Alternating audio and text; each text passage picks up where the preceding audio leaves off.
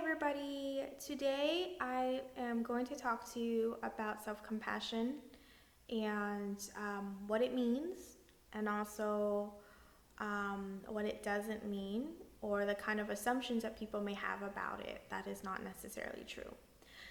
So self-compassion, the way I'm talking about it, comes from the work of Dr. Kristen Neff, who wrote a book about self-compassion and has done research on it.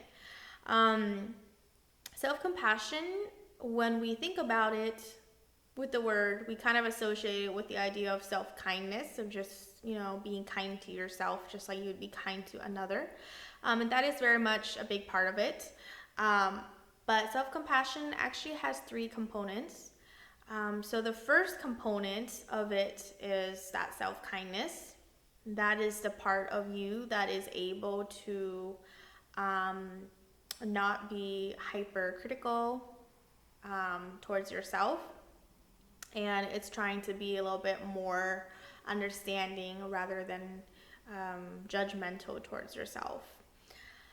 And one way of thinking about it is to ask yourself how you would talk to your best friend and see if you could do that for yourself, especially when you feel like you're not doing well. And I think a lot of us would be super, super kind and helpful and uplifting to our best friend. And so it's an invitation for us to also treat ourselves in the same manner. The second component of self-compassion is common humanity. And so having a sense of common humanity is about understanding and remembering that other people in this big world that we live in are a lot like us. We all are imperfect, and we all struggle and suffer at one point or another. And so in that way, we're not alone, and so we share that common humanity of just wanting the best we can have, and then of also struggling. The struggle is real. And so that is the second piece of self-compassion, is just to remember that. Because when you remember that, you're able to not be so isolated. You're able to not think of it as like, oh, I'm on my own, I'm a loner, I have to figure out everything by myself and I can't ask for help. And that's just not the case, because there's a lot of people who've probably been where you're at, and there's probably a lot of people who, if you can find them, would be more than happy to extend you help. The last piece of self-compassion is mindfulness. And so mindfulness in this setting, in this context, is about having perspective that is clear and true, and having a sort of non-identification with a situation. And so this is being able to see what's truly happening and what's truly in front of you without your judgments or your assumptions, and being able to see like this is what it's really like, instead of, it's kind of like having the view, like a big picture view versus like a small picture view. And that piece helps you to just realize that sometimes there's just more to it than you think that there is. Or sometimes it's not a big deal as you think it is. And so it helps to really kind of take the edge off, and helps you kind of let go of the obsession and obsessive thoughts you might have in a situation when you're able to practice mindfulness. And so those are the three components of self-compassion: self-kindness, sense of common humanity, and mindfulness. So that's what it is. And I also want to talk about what it's not, because I think that people sometimes have this assumption that if you can't act tough and bad, that if you were to give yourself some self-compassion, then you're not going to act right in one way or another. So I just want to talk a little bit about that, because it can be, I think, it can be possible to see it like that. But I don't think that's really what self-compassion is. So first thing is, self-compassion is not complacency. Self-compassion is not the absence of motivation or accountability. You can be successful and self-compassionate. You can continue to improve on yourself and be compassionate. Second, self-compassion is not self-pity. Self-pity is like really egocentric. It's like, this is, about me, and I feel so bad, and, woe is me, and yeah. That's not self-compassion. Self-compassion does have to do with you, but remember, self-compassion also includes your common humanity. So self-compassion is also about you and your relationships to other people. And so it's that consideration of like not being so egocentric, but kind of seeing like, oh, like this is how I'm feeling, this is what I'm experiencing, and other people around me have also dealt with this. Or just remember, like, there's other people around me as well. Last, people think that compassion can be self-indulgence. Like, people think, oh, if I'm just gonna have some self-compassion, then I might as well just like never try anything ever again. And that's also not true. Self-compassion is not self-indulgence. It's asking you to be motivated by love rather than your inner critic. Because, we kind of let our inner critics indulge in our minds a little bit too much, I think. I think a lot of us, unless we had an upbringing that was very careful to emphasize self-kindness and self-compassion and all that stuff, I think most of us kind of let our inner critic go a little bit too wild.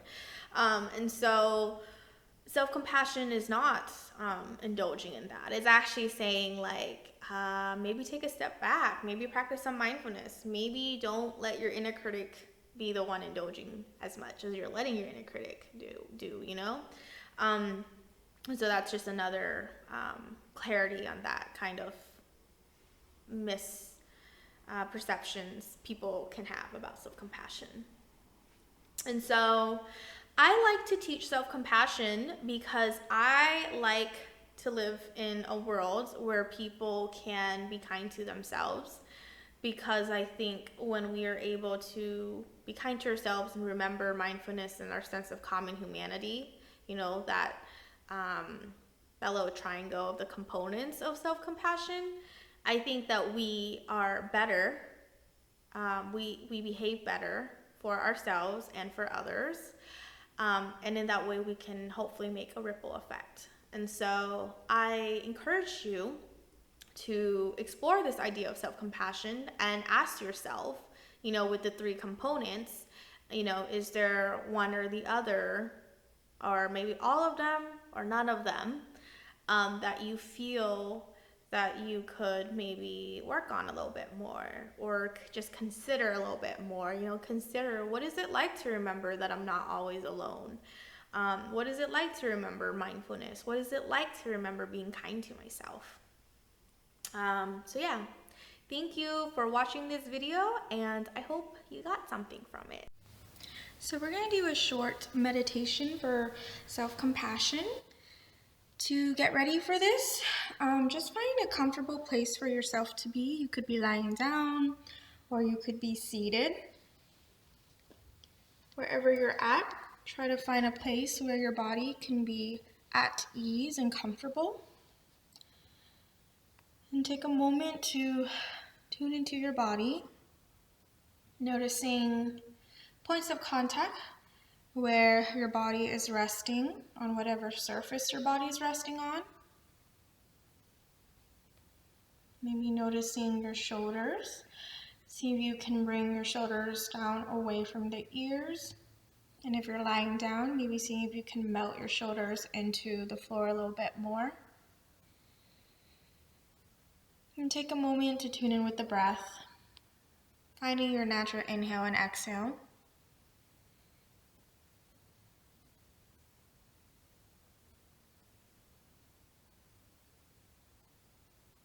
As you inhale, see if you can invite in a sense of calm throughout the body. And as you exhale, see if you can release any tension in the body.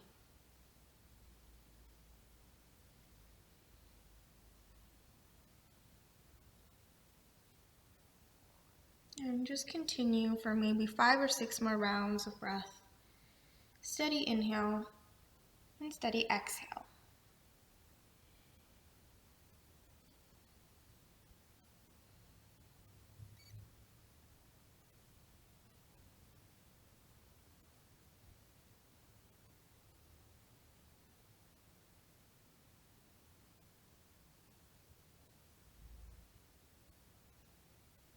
And then take a moment to place your hand, one hand on your belly and one hand on your heart or on your chest.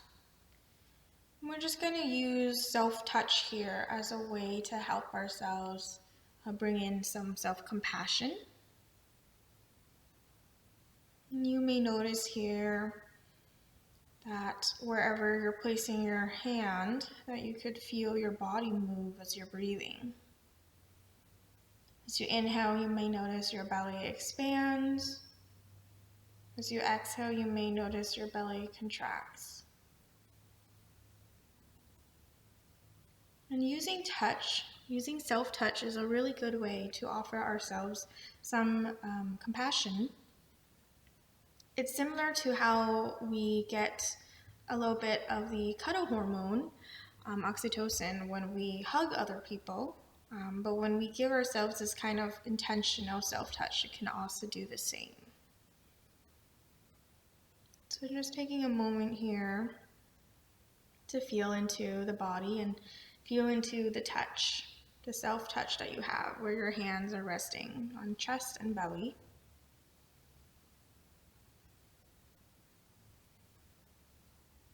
And we're going to offer ourselves some loving kindness here.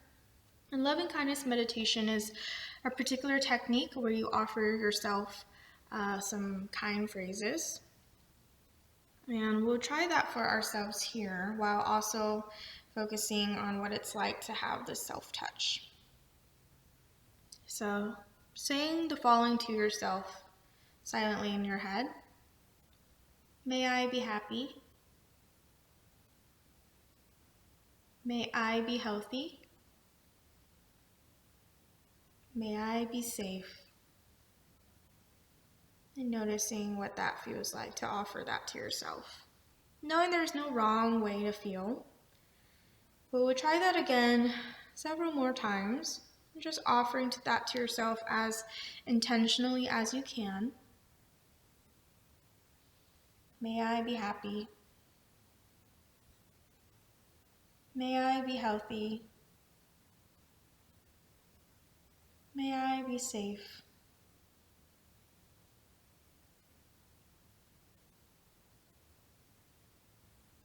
May I be happy. May I be healthy. May I be safe. And taking a moment here to notice how that felt for you. Maybe noticing the general tone in the body. And noticing what sensations may be present with you after offering yourself some of that loving kindness.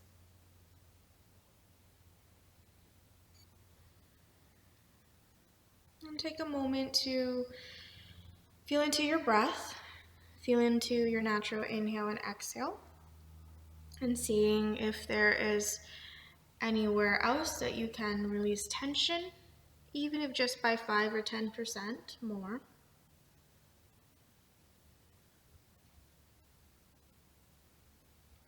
Maybe it's as simple as Releasing shoulders down away from ears a bit, or unclenching in the jaw.